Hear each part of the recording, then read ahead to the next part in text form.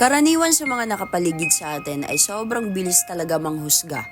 Kung baga kung may makikita lang sila sa atin na hindi kaaya-akaya, talagang huhusgahan ka na nila buong pagkatao mo. Na hindi niya pala nga alam kung anong meron sa'yo kung bakit ka nagkakaganyan. Diba? Ba't kaya ganun? Ba't kaya ganun yung mga tao? Hindi ba sila mag-isip muna bago magsalita na sobrang sama? Diba? Minsan napapatanong na lang talaga ako dahil real talk to, be. Talagang nangyayari ito sa totoong buhay. Yung basta-basta na lang sila humusgan sa isang tao na hindi naman nila kilala ng buo.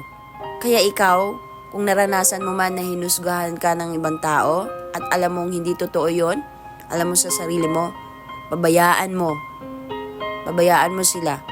As long as alam mong okay ka, as long as alam mong wala kang inaapakan na kapwa, tuloy ka lang.